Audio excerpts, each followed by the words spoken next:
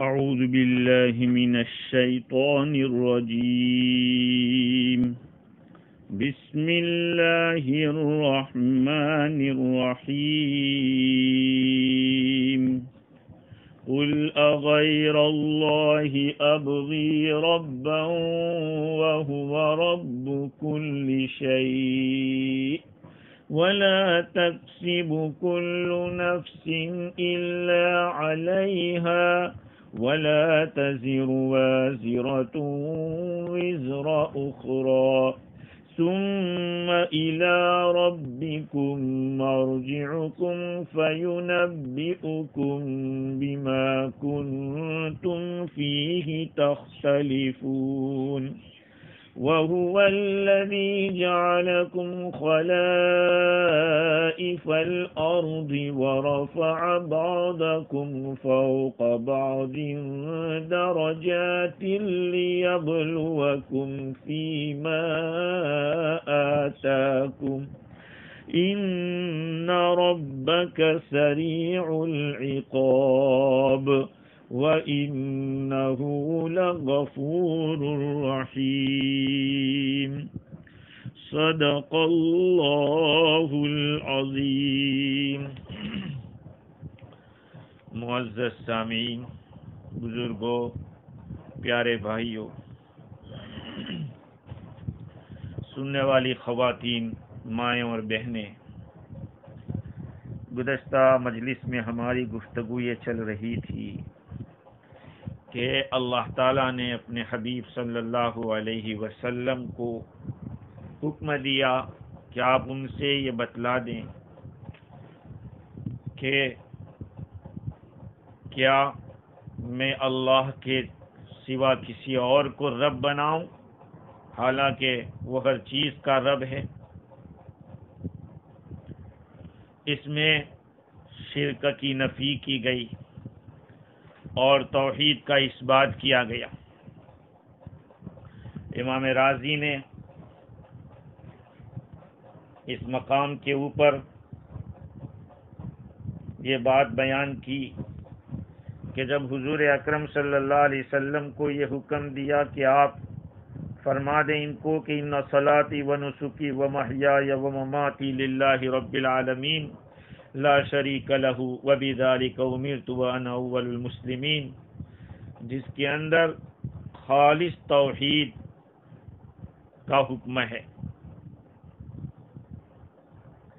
اس کی دلیل کے طور پر اللہ تعالیٰ نے اس آیت کریمہ کو بیان کیا ہے۔ دلیل کیسے ہوگی؟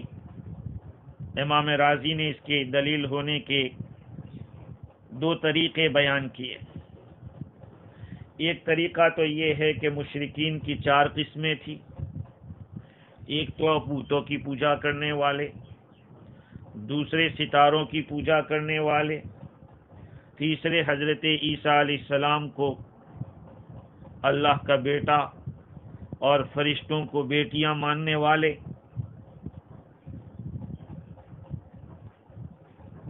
یہ سب اسی طرح سے چوتھا فرقہ وہ تھا جو دو خدا مانتے تھے، یزداں اور اہرمن، جس کے بارے میں وَجَعَلُوا لِلَّهِ شُرَكَاءَ الْجِنَّ اسی سورہ انعام کے اندر پہلے گزرا۔ تو یہ چار قسم کے گروہ تھے اور سب کے سب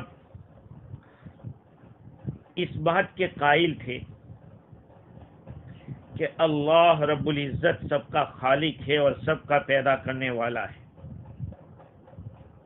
جہاں تک بت پرستوں کا تعلق ہے، وہ کہتے تھے کہ آسمان و زمین کو پیدا کرنے والا اللہ ہے، بلکہ ان کے بتوں کو پیدا کرنے والا بھی اللہ ہے۔ اسی طرح سے ستاروں کی پوجا کرنے والے بھی اللہ کو ان ستاروں کا پیدا کرنے والا اور بنانے والا مانتے تھے۔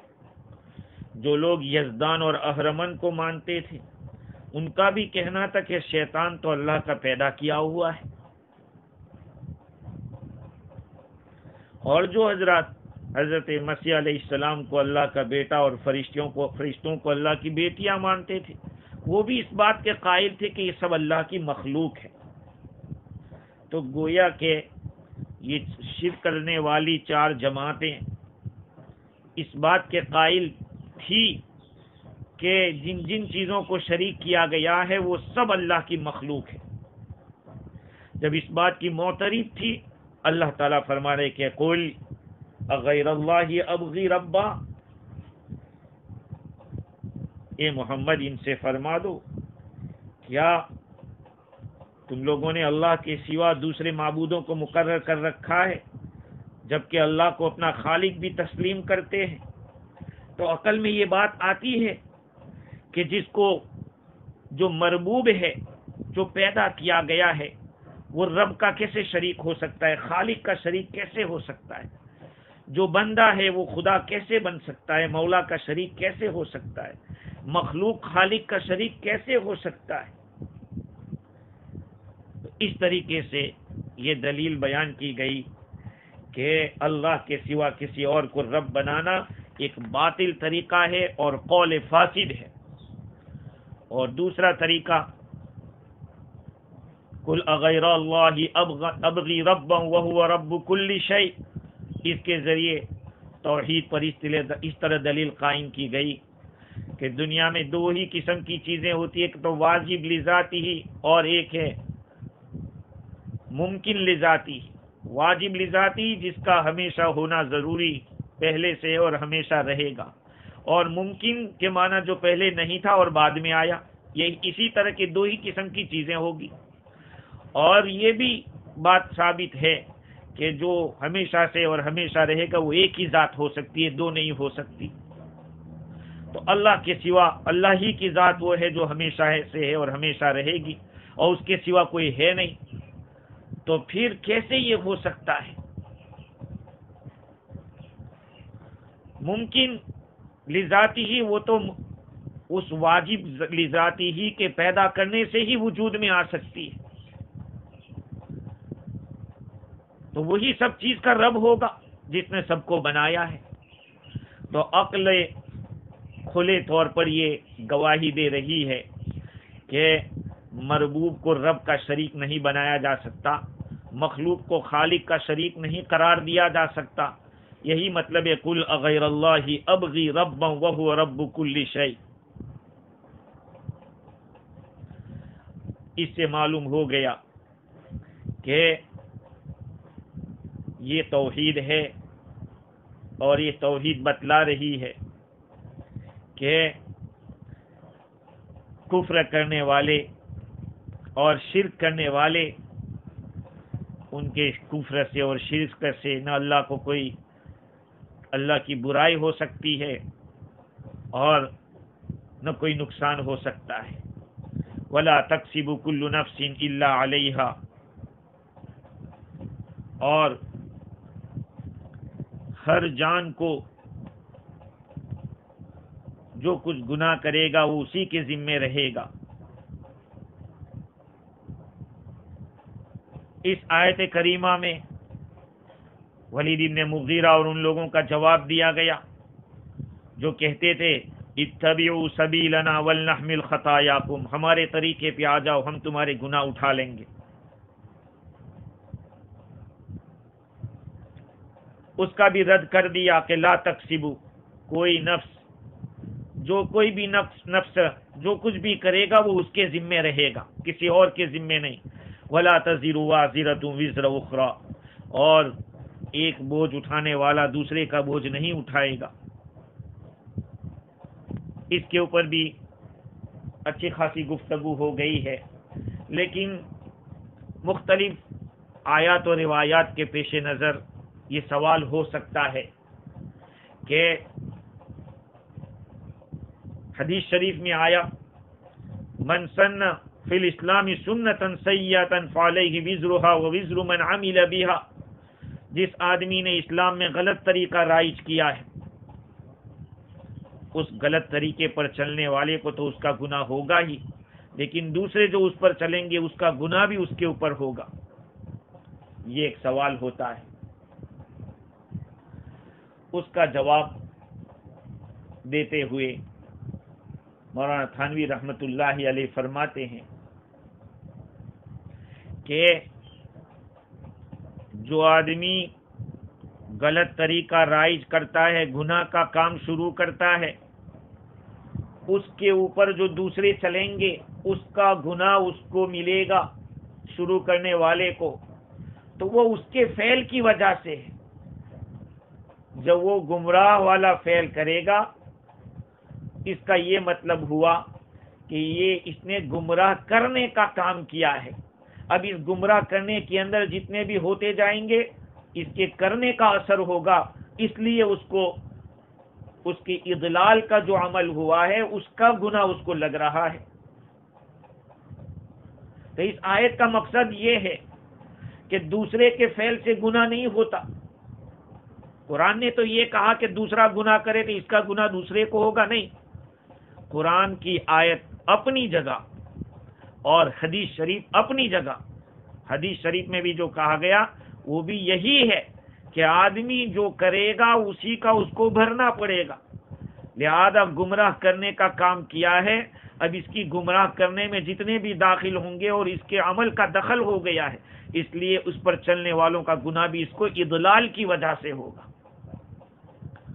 اور ایک اور سوال دوسری حدیث سے ہو سکتا ہے، جس کو تفسیر روح البیان کے اندر نقل کیا، من كانت عنده مظلمة لأخيه من عرض أو شيء فليستحلل منه اليوم قبل أن لا يكون دينار ولا درهم۔ جس آدمی کے پاس اپنے بھائی کا کوئی ظلم ہو، یعنی عزت کسی کی لی ہو، کسی کا کچھ مال لے لیا ہو، تو اس دن کے آنے سے پہلے اس کو حلال کر لے، جس دن نہ کوئی دینار کام آئے گا نہ درہم کام آئے گا۔ الا ان كان له عمل صالح اخذ منه بقدر مظلمته وان لم يكن له حسنات اخذ من سيئات صاحبه فحمل عليه۔ ہاں، اگر ظالم کے پاس نیک عمل ہوگا تو مظلوم کو دلا دیا جائے گا جتنا ظلم کیا تھا اتنا، اور اگر ظالم کے پاس نیکیاں نہیں ہوگی تو مظلوم کی برائیاں لے کر اس پر ڈال دی جائے گی۔ تو اس حدیث میں تو یہ ہے کہ دوسرے کے گناہ ڈال دیے جائیں گے۔ قرآن کہتا ہے لا تزر وازرۃ وزر اخری۔ اس کا جواب یہ ہے، امام قرطبی کے حوالے سے تفسیر روح البیان میں لکھا کہ یہ اللہ تعالیٰ کی مصلحت ہے اور حکمت ہے جس کے اوپر ہم مطلع نہیں ہو سکتے۔ اللہ تعالیٰ نے دین کے امور کو بندوں کی عقلوں کے اوپر قائم نہیں کیا ہے۔ بہت ساری چیزیں ایسی ہوتی ہے کہ شریعت کا حکم ہے تو ماننا پڑے گا۔ یہ جواب دیا ہے تفسیر امام قرطبی کے حوالے سے، جو ان کی کتاب التذکرہ کے اندر بیان کیا ہے۔ تفسیر روح البیان والے شیخ اسماعیل حقی نقل کرتے ہیں کہ میرے پاس اس کا جواب یہ ہے کہ گناہ دو قسم کے ہوتے ہیں، ایک گناہ لازم ہوتا ہے، ایک متعدی ہوتا ہے۔ لازم کا مطلب تو یہ ہوتا ہے کہ خود کیا اور اس کا نقصان اسی تک، جیسے کہ شراب پی لی ہے تو اس سے پینے والے کو پکڑا جائے گا، دوسرے کو نہیں پکڑا جائے گا، اس کی ایک ہی جہت ہے، اللہ کی نافرمانی کی ہے اس نے۔ اور دوسرا گناہ متعدی ہے کہ جس گناہ کا اثر دوسرے تک پہنچا، جیسے کہ کسی کو قتل کر ڈالا، تو قتل کا تو گناہ اس نے قرآن کے خلاف کیا ہے، لیکن اس گناہ کا اثر دوسرے پر ہوا ہے۔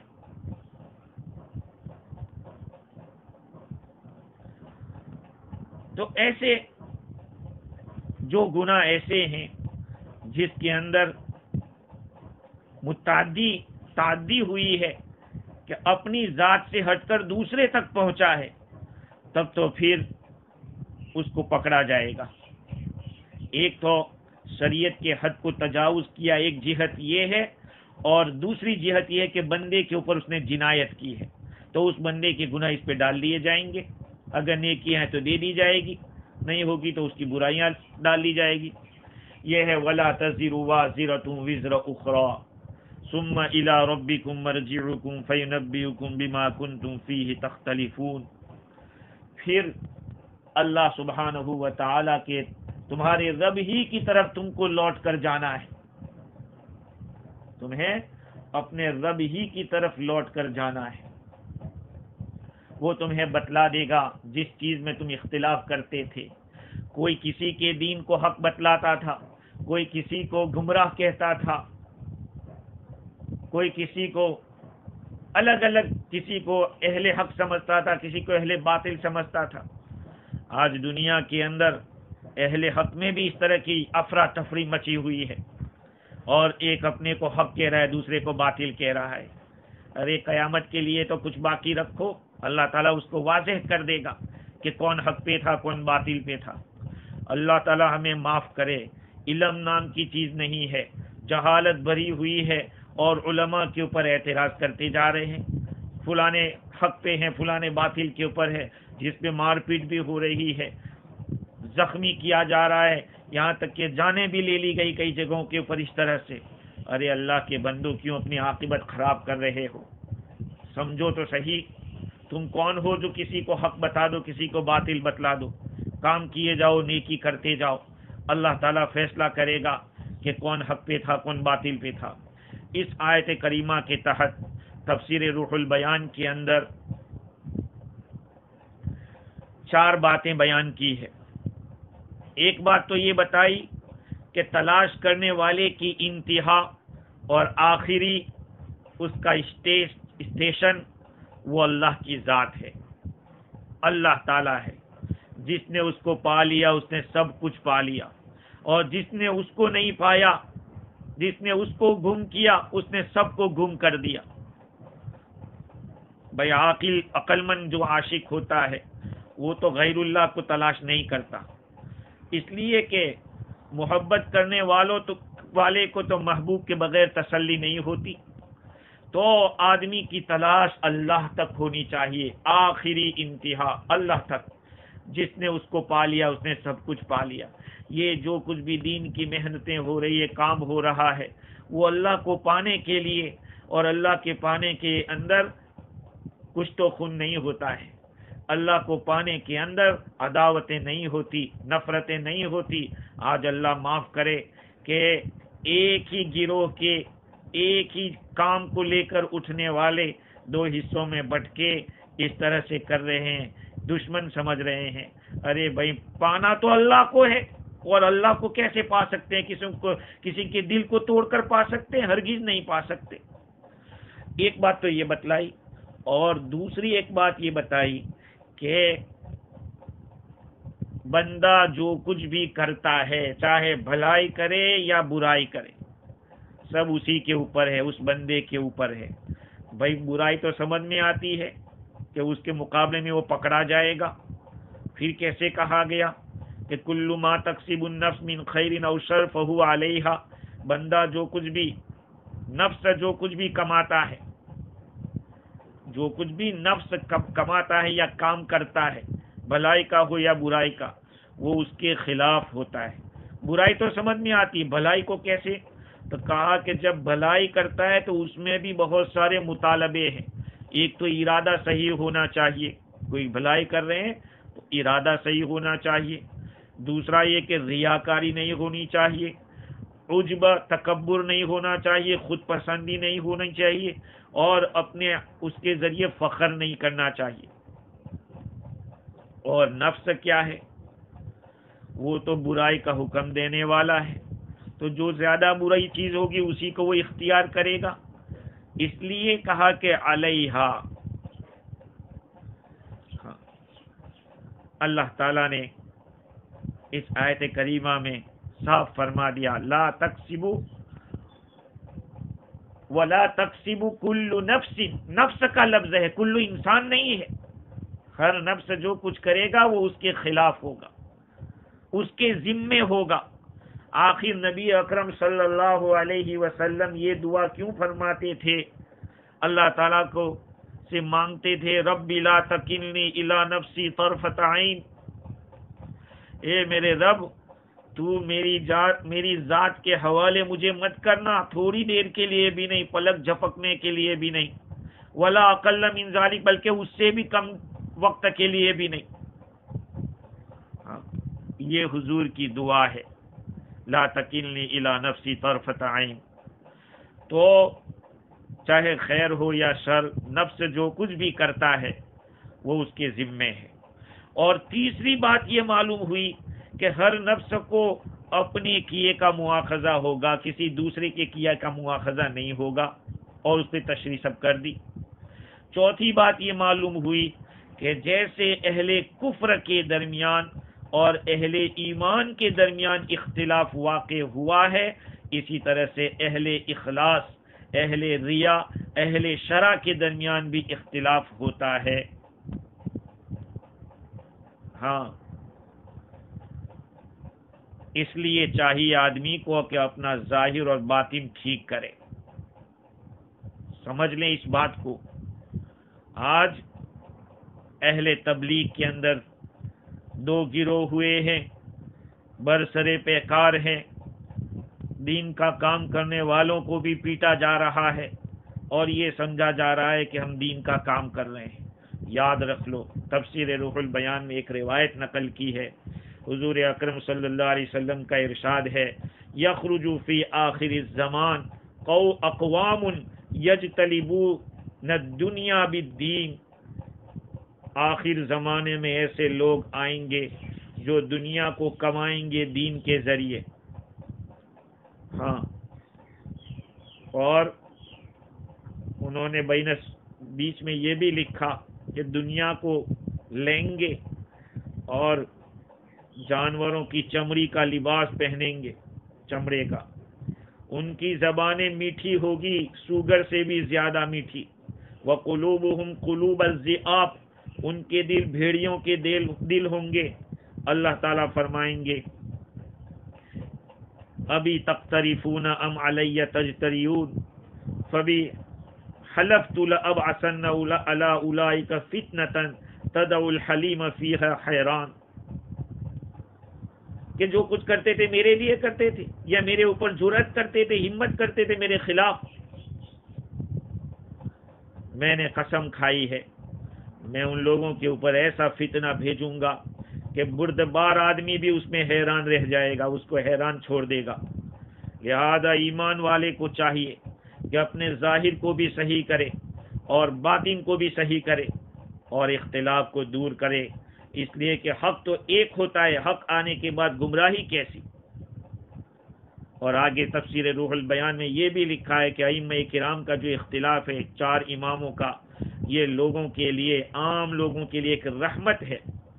یہ اس طرح کا اختلاف نہیں ہے۔ کبھی ابھی سننے میں آیا کہ شافعی حنفی کے ساتھ لڑا اس لیے کہ رفع یدین نہیں کیا؟ اہل حدیث والا تو لڑتا ہے، لیکن شافعی نہیں لڑتا، حنبلی نہیں لڑتا ہے، مالکی نہیں لڑتا، حنفی نہیں لڑتا، اس لیے کہ وہ بھی یوں ہی سمجھتا ہے کہ انہوں نے بھی صحیح کیا ہے، وہ بھی کسی امام کے پیچھے چل رہے ہیں، اور ان کے امام نے بھی کتاب و سنت ہی سے مسائل نکالے ہیں۔ لیکن یہ بات سمجھ لو کہ آپس میں قتل و غارت گیری اور لڑائی جھگڑے ہونے لگے تو سمجھ لو کہ یہ غلطی کے اوپر ہے۔ ہاں، پہلے جو ہوا صحابہ کرام کے اندر، وہ جو اختلاف تھا وہ صحابہ کرام تھے، ان کا اختلاف ہونا ضروری تھا۔ اگر وہ اختلاف نہ ہوتا تو امت کو راستہ معلوم نہیں ہوتا کہ جب اتنی بڑی پاک باز جماعت ان میں کوئی اختلاف ہوا ہے تو ہمیں کدھر جانا چاہیے۔ حضور اکرم صلی اللہ علیہ وسلم کے سامنے صحابہ کا جھگڑا ہوتا اگر، تو حضور تو فیصلہ کر دیتے کون حق پہ کون باطل پہ، لیکن آپ کے دنیا سے تشریف لے جانے کے بعد یہ معاملہ آنا ضروری تھا کہ ان میں آپس میں اختلاف ہو، تو کیا کیا جائے گا؟ کچھ صحابہ کرام ادھر گئے، کچھ صحابہ ادھر گئے، کچھ کسی بھی طرف نہیں گئے۔ یہ ہے صحابہ کرام کا اختلاف، مشاجرات صحابہ، وہ تو ایک اللہ تعالیٰ کی طرف سے ایک مقدر چیز تھی، لیکن آج جو امت میں جھگڑے ہو رہے ہیں، افراتفری، وہ بالکل شریعت کے خلاف ہے۔ آگے اللہ تعالیٰ فرماتے ہیں، وَهُوَ الَّذِي جَعَلَكُمْ خَلَائِفَ الْأَرْضِ وَرَفَعَ بَعْضَكُمْ فَوْقَ بَعْضٍ دَرَجَاتٍ لِيَبْلُوَكُمْ فِيمَا آتَاكُمْ إِنَّ رَبَّكَ سَرِيعُ الْعِقَابِ وَإِنَّهُ لَغَفُورٌ رَحِيمٌ۔ اور وہ وہی ذات ہے جس نے تم کو زمین کا نائب بنایا ہے، اور اس نے تم میں سے بعض کو بعض کے اوپر درجات کے اعتبار سے فوقیت دی ہے، ایک دوسرے پر مرتبے کو بڑھایا ہے، لِيَبْلُوَكُمْ فِيمَا آتَاكُمْ، تاکہ وہ تم کو آزمائے اس چیز میں جو اس نے تم کو عطا فرمائی ہے۔ إِنَّ رَبَّكَ سَرِيعُ الْعِقَابِ، بے شک تیرا رب، بالیقین تیرا رب بہت جلدی سزا دینے والا ہے۔ وَإِنَّهُ لَغَفُورٌ رَحِيمٌ، اور یقیناً وہ بخشنے والا، مغفرت کرنے والا، رحم کرنے والا ہے۔ اس آیت کریمہ کا ما قبل سے ربط یہ ہے، سورت ختم ہوئی ہے یہاں پہ، یہ آخری آیت ہے سورہ انعام کی، اور پوری سورت میں دین حق کی وضاحت بہت ہی تفصیل کے ساتھ آئی۔ اب ایک عام انعام اللہ تعالیٰ نے آخری آیت میں بتلا دیا، جس کے اندر اللہ تعالیٰ نے تماثل رکھا ہے، ایک خاص انعام میں تفاضل رکھا ہے، تاکہ بندے اطاعت کی طرف رغبت کرے، موافقت کی طرف رغبت کرے، اور معصیت سے اور مخالفت سے ڈریں۔ ایک جعلکم خلائف الارض، تم سب کو اللہ نے زمین کا نائب بنایا ہے، یہ ایک ایسی چیز ہے، سب انسانوں کے لیے بات آ گئی اس میں۔ وَرَفَعَ بَعْضَكُمْ فَوْقَ بَعْضٍ دَرَجَاتٍ، یہ خاص ہے، بعضوں کو بعض کے اوپر اللہ تعالیٰ نے فضیلت دی ہے۔ کیوں کیا ایسا؟ لِيَبْلُوَكُمْ فِيمَا آتَاكُمْ، تاکہ وہ تم کو آزمائے اس چیز میں جو تم کو اس نے عطا کر رکھی ہے۔ تو دیکھیے، ایک تو خلیفہ، خلیفتن کی جمع ہے، کل من جاء بعد من مضى فهو خلیفہ، جو ایک کے جانے کے بعد دوسرا آتا ہے تو اس دوسرے آنے والے کو خلیفہ کہتے ہیں، بعد میں آنے والے کو۔ خلافت کا راز کیا ہے؟ راز یہ ہے کہ اللہ تعالی نے بندوں کو بندوں کی جو صورتیں بنائی ہے وہ اپنی صفات کی صورت پر بنایا ہے۔ اللہ تعالیٰ ارادہ کرتے ہیں، بندے کو بھی ارادہ کرنے والا بنایا۔ اللہ تعالیٰ کلام کرتے ہیں، بہت ساری صفات ہیں۔ اور وَرَفَعَ بَعْضَكُمْ فَوْقَ بَعْضٍ دَرَجَاتٍ، اللہ تعالیٰ نے بعض کو بعض کے اوپر فضیلت دی ہے، درجات بلند کیے ہیں، شرافت کے اندر، عقل کے اندر، اسی طرح سے مال کے اندر، عہدے کے اندر، روزی کے اندر، دولت کے اندر، یہ ساری چیزیں ہیں۔ علامہ عثمانی نے لکھا ہے کہ تمہارے آپس میں بے حد فرق مدارج رکھے، درجے الگ الگ رکھے، چنانچہ شکل و صورت میں دیکھو، رنگت میں دیکھو، لہجے میں دیکھو، اخلاق اور ملکات، محاسن و مساوی، برائیاں اور اچھائیاں، رزق، دولت، عزت و جاہ وغیرہ، یہ بے شمار انسانی افراد کے درجات ہیں۔ تو پہلی چیز تھی زمین کا خلیفہ بنایا۔ کیسے خلیفہ بنا دیا؟ کہ حضور اکرم صلی اللہ علیہ وسلم خاتم النبیین ہے، آپ نے اپنی امت کو چھوڑا آخر میں، جو ساری امتوں کے بعد میں آئی ہے، اس امت سے پہلے ساری امتیں گزر گئی، یا یوں کہیے کہ ایک نسل جاتی ہے، دوسری نسل آتی ہے، ایک تین گئی، دوسری آئی، پھر یہ جائے گی، پھر تیسری آئے گی، تیسرا معنی یہ بھی لکھا امام رازی نے کہ خلفاء اللہ فی ارضہ کا مطلب یہ زمین میں اللہ کا خلیفہ کا مطلب یہ ہے کہ جیسے ساری چیزوں کا مالک اللہ ہے، بندوں کو بھی مالک بنایا تصرف کرنے کے لیے کہ بندے اس کے اندر تصرف کر سکے۔ یہ اللہ تعالیٰ نے کیوں کیا ہے؟ خلیفہ بنایا اور الگ الگ درجے دیے، اس لیے نہیں کہ اللہ تعالیٰ عاجز ہے نعوذ باللہ، یا یہ کہ اللہ تعالیٰ کو علم نہیں ہے ان چیزوں کا، نہیں، لیبلوکم، اللہ تعالیٰ تم کو آزمانا چاہتا ہے۔ کیسے آزمانا؟ کیا چاہتا ہے؟ آزمانا۔ مال دیا ہے، عہدہ دیا ہے، کیوں دیا؟ تاکہ امتحان لینے والا جس طرح امتحان کرتا ہے ایسے اللہ امتحان لینا چاہتے ہیں۔ ہمارا امتحان جو ہوتا ہے وہ اس لیے ہوتا ہے کہ پتہ نہیں کہ کون ہوشیار ہے اور کون ہوشیار نہیں ہے، کون اول نمبر پہ ہے کون دوسرے نمبر پہ ہے، یہ تو ہمارے امتحان میں ہوتا ہے۔ اللہ تعالی شانہ کے امتحان میں یہ بات نہیں ہوتی۔ ہاں، بلکہ اللہ تعالیٰ تو پہلے سے جانتا ہے کہ کون کیسا ہے، لیکن اللہ تعالیٰ اس کو اوپن بھی کرنا چاہتے ہیں کہ بندے کیا عمل کرتے ہیں وہ بھی دیکھ لیں، ظاہر میں آ جاوے کہ یہ سب چیزیں دی ہے تو شکریہ ادا کرتے ہیں یا ناشکری کرتے ہیں، یہ شکر گزاری ہے کیا؟ جنید بغدادی رحمت اللہ علیہ ایک مرتبہ اپنے بچپن میں بچوں کے ساتھ کھیل رہے تھے تو حضرت سری سکتی رحمت اللہ علیہ وہاں سے تشریف لے گزرے تو آپ نے فرمایا کہ بچے تو شکر کے بارے میں کیا کہتا ہے؟ ما تقول فی حق الشکر، شکر کس کو کہتے ہیں؟ جنید بغدادی رحمت اللہ علیہ سے پوچھا، کیا جواب دیا؟ الشکر اللہ تستعین بنعمہ علی معاصی، شکریہ یہ ہے کہ اللہ کی نعمتوں کو اس کی نافرمانی میں استعمال نہ کیا جائے، اللہ کی نعمتوں سے مدد نہ لے اللہ کی نافرمانی پر، یہ ہے شکر، یہ ہے شکر۔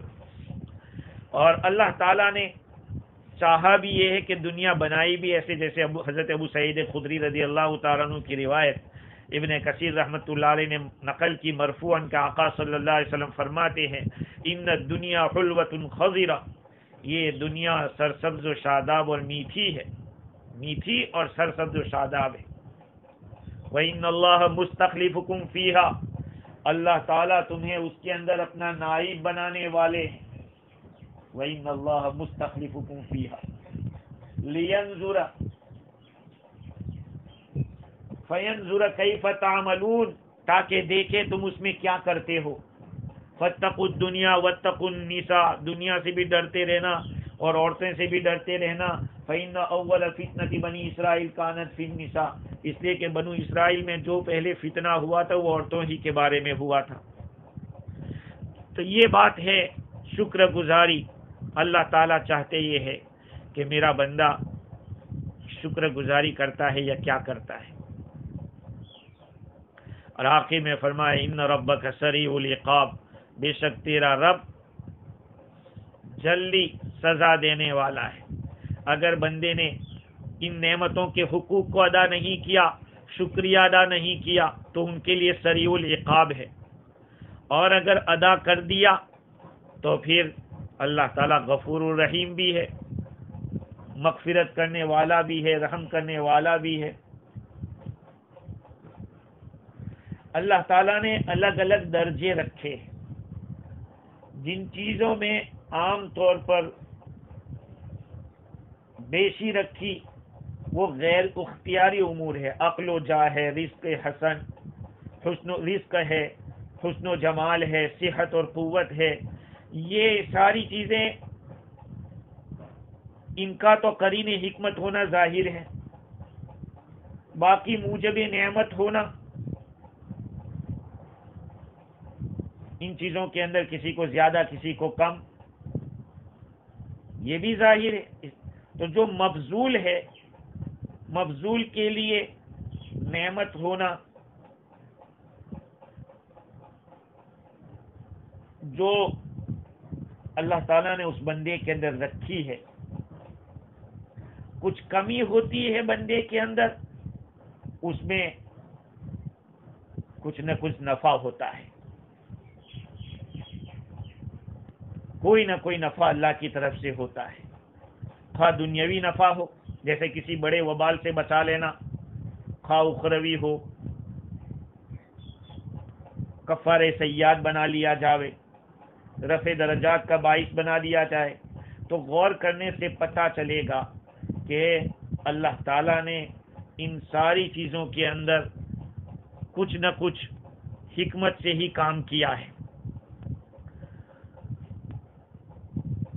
ان ربک سریع العقاب وانہ لغفور رحیم، بے شک اللہ تعالیٰ بہت جلدی سزا دینے والا ہے، جو نافرمانی کرے گا، رعایت نہیں کرے گا ان نعمتوں کی، ان کے لیے، اور جو کرے گا رعایت اس کے لیے غفور رحیم ہے۔ تفسیر روح البیان میں ایک روایت نقل کی ہے کہ کل قیامت میں ایک آدمی کو لایا جائے گا، اس نے بہت سارا مال حرام کا جمع کیا تھا اور حرام میں ہی خرچ کیا تھا، اس کو کہا جائے گا کہ جاؤ اس کو جہنم میں لے جاؤ، اس کو بھیج دیا جائے گا۔ پھر ایک آدمی کو لایا جائے گا جس نے حلال طریقے سے کمایا اور حلال جگہ پہ خرچ کیا، تو کہا جائے گا کہ کھڑے ہو جاؤ، یہاں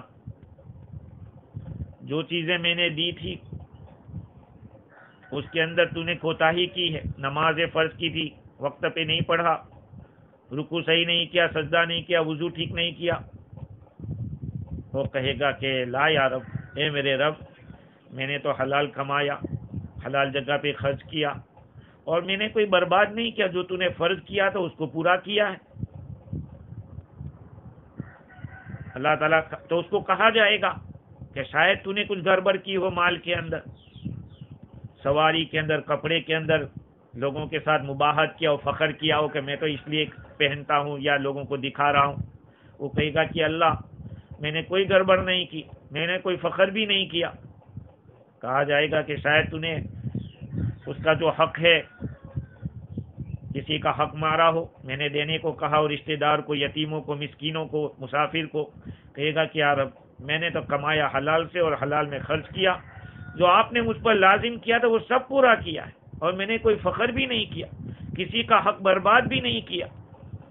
تو پھر لائے جائیں گے کچھ لوگوں کو، وہ اس کی طرف سے کہیں گے کہ اے رب، آپ نے اس کو مال دیا تھا اور اس نے ہمارے سامنے اس کو خرچ بھی کیا ہے، لوگوں کو دیا، ہم کو بھی دیا تھا، اور کوئی فرض بھی اس نے ضائع نہیں کیا، کوئی گڑبڑ نہیں کی۔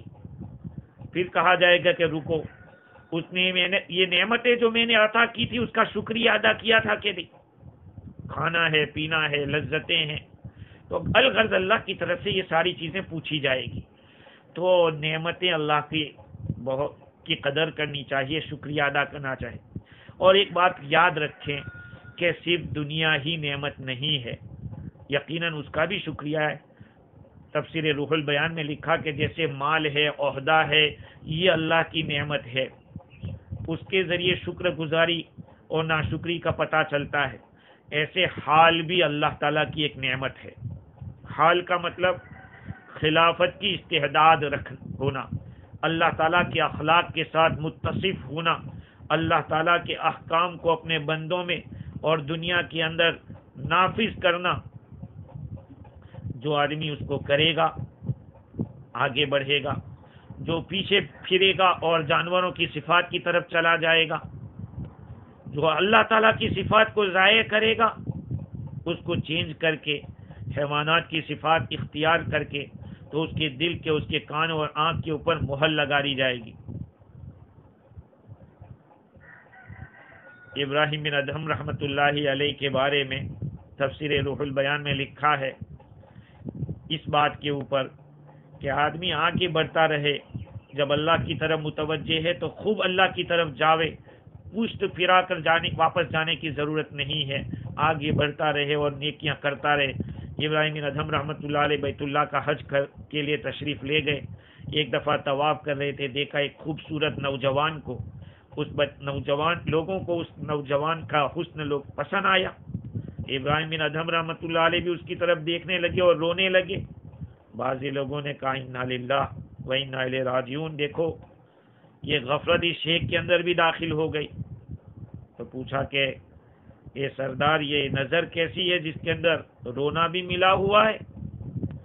ابراہیم بن ادھم رحمۃ اللہ نے فرمایا کہ میرے بھائی، میں نے اللہ تعالیٰ سے ایک وعدہ کیا تھا، میں اس وعدے کو توڑنے پر قادر نہیں ہوں، ورنہ میں اس نوجوان کے قریب ہوتا اور اس کو سلام کرتا۔ وہ تو میرا بیٹا ہے، میری آنکھ کی ٹھنڈک ہے، میں نے اس کو بچپن میں چھوڑا تھا اور اللہ کی طرف متوجہ ہونے کے لیے میں ان کو چھوڑ کر نکل گیا تھا۔ آج یہ بڑا ہو گیا، اب میں اللہ تعالیٰ سے شرماتا ہوں کہ میں جس چیز کے لیے جس چیز کے لیے ان چیزوں سے نکلا تھا، گھر بار سے، بادشاہت کو چھوڑ کے نکلا تھا، میں پھر ادھر لوٹوں۔ اس لیے جاؤ اور اس لڑکے کو سلام کہہ دو، تاکہ میرے سلام سے تسلی ہوگی مجھے بھی اور میرے دل کے اوپر ٹھنڈک پہنچے گی۔ تو اس نوجوان کے پاس وہ آدمی آیا اور کہا کہ بارک اللہ لی ابیک فیک، بھائی اللہ تعالیٰ برکت دے تیرے باپ کو تیرے باپ میں۔ کہا کہ کیا ہے؟ میرے ابا کہاں ہے؟ میرے ابا تو اللہ کی طرف نکل گئے، اللہ کی طرف متوجہ ہو گئے، کاش کہ میں ان کو ایک مرتبہ دیکھ لیتا اور میری روح نکل جاتی اس وقت۔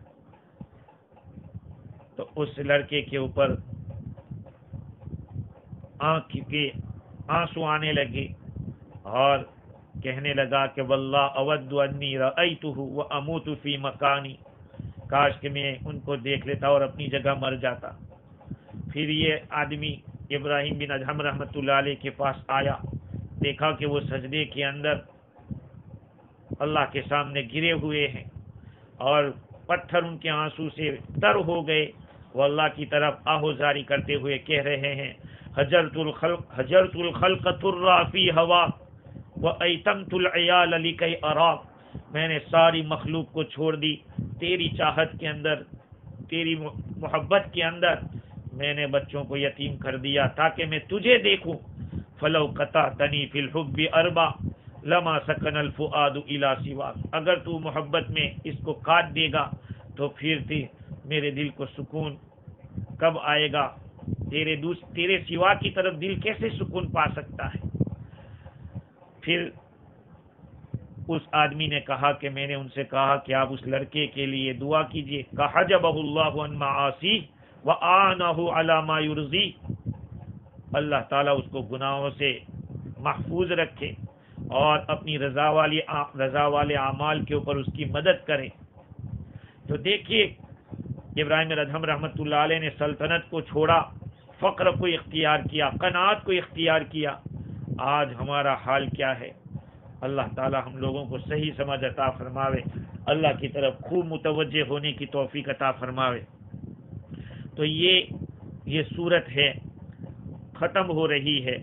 اس کے اندر اللہ تعالیٰ نے آخر میں فرمایا ان ربک سریع العقاب وانہ لغفور الرحیم، اللہ تعالیٰ بہت جلد سزا دینے والے ہیں۔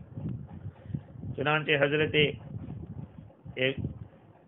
احمد بن حنبل رحمۃ اللہ علیہ نے ایک روایت نقل کی، حضرت ابو ہریرہ رضی اللہ تعالیٰ عنہ فرماتے ہیں رسول اکرم صلی اللہ علیہ وسلم نے ارشاد فرمایا لو یعلم المؤمن ما عند اللہ من العقوبۃ ما طمع بجنتہ احد، اگر ایمان والے کو پتہ چل جائے کہ اللہ کے یہاں سزا کیا ہے، اللہ تعالیٰ کے یہاں سزا کتنی بھاری رکھی ہے، تو کوئی بھی جنت کی لالچ نہیں کرے گا۔ وَلَوْ يَعْلَمُ الْكَافِرُ مَا عِنْدَ اللَّهِ مِنَ الرَّحْمَةِ مَا قَنَطَ مِنَ الْجَنَّةِ أَحَدٌ، اگر کافر کو پتہ چل جائے کہ اللہ کی یہاں رحمت کتنی ہے تو کوئی بھی جنت سے نا امید نہیں ہوگا۔ خلق اللہ مئۃ رحمہ فوضع واحدۃ بین خلقہ یتراحمون بها، اللہ تعالیٰ نے رحمت کے 100 حصے کیے، اس میں سے ایک اپنی مخلوق کے درمیان رکھا، جس حصے سے مخلوق آپس میں ایک دوسرے پر رحمت کرتے ہیں، رحم کرتے ہیں۔ وَعِنْدَ اللَّهِ 99 اور 99 رحمتیں اللہ تعالیٰ نے اپنے پاس رکھی۔ ایک اور روایت ہے، حضور اکرم صلی اللہ علیہ وسلم فرماتے ہیں کہ جب اللہ تعالیٰ نے مخلوق کو پیدا کیا، كتب فی کتاب فهو عنده فوق العرش، اللہ تعالیٰ نے اپنے پاس ایک کتاب کے اندر عرش کے اوپر جو ہے اس میں لکھا ان رحمتی تغلب غضبی، میری رحمت میرے غضب کے اوپر غالب رہتی ہے. یہ ہے. اور بھی اسی طرح کی ایک روایت ہے، حضرت ابو ہریرہ رضی اللہ عنہ فرماتے ہیں میں نے آقا صلی اللہ علیہ وسلم کو یہ فرماتے ہوئے سنا کہ اللہ تعالیٰ نے رحمت کے 100 حصے کیے، جس میں سے 99 کو اپنے پاس رکھا اور ایک حصے کو زمین میں اتارا، اور اسی ایک حصے کی وجہ سے آپس میں مخلوق ایک دوسرے پر رحم کرتے ہیں، یہاں تک کہ جانور اپنا پاؤں بھی اپنے بچے سے اٹھا لیتا ہے اس ڈر سے کہ کہیں بچہ دب نہ جائے. یہ اللہ کی رحمت ہی کا اثر ہے. اللہ تعالیٰ نے آیت کو شروع کیا تھا الحمد سے، الحمدللہ الذی خلق السماوات والارض وجعل الظلمات والنور، تو حمد سے شروع کیا، اور اللہ تعالیٰ نے وَإِنَّهُ لَغَفُورٌ الرحیم، اللہ مغفرت اور رحمت کے اوپر اس سورت کو ختم کیا. اسی لیے علامہ آلوسی کہتے ہیں ما التفا افتتاح هذه السورہ بالحمد وختمها بالمغفرہ والرحمہ. کیا ہی عجیب جوڑ ہے، کتنا ہی لطیف کلام ہے. اس سورت کی شروعات حمد سے ہوئی تھی اور اس کا ختمہ مغفرت اور رحمت پر ہے. اللہ تعالی ہم کو اپنی رحمت اور مغفرت کا ایک وافر حصہ عطا فرمائے. حضرت امام ابو حنیفہ، حضرت عمر رضی اللہ تعالیٰ فاروق اعظم رضی اللہ عنہ کے حوالے سے مفتی شفیع صاحب رحمۃ اللہ علیہ نے لکھا کہ سورہ انعام قرآن کریم کی افضل اور اعلیٰ صورتوں میں سے ایک صورت ہے. اور حضرت علی رضی اللہ تعالیٰ عنہ کی روایت بھی اس میں لکھی ہے کہ جو یہ صورت جس کسی بیمار کے اوپر پڑھی جائے گی اللہ تعالیٰ اس کو شفا عطا فرمائیں گے.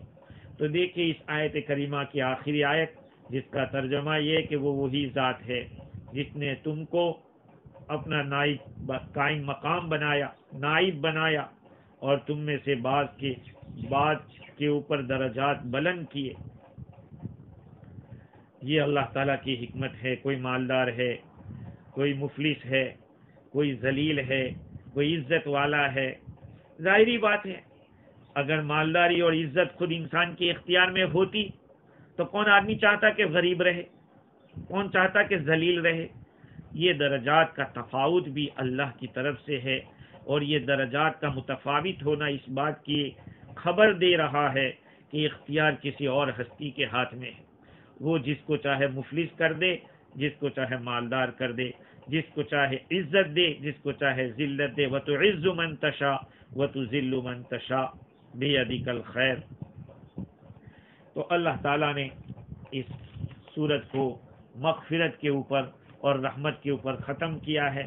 اللہ تعالیٰ غلطیوں کو معاف فرمائے اور اس سورت کی برکات سے ہم سب کو بہراور فرماوے، عمل کرنے والا بناوے. وآخر دعوانا ان الحمدللہ.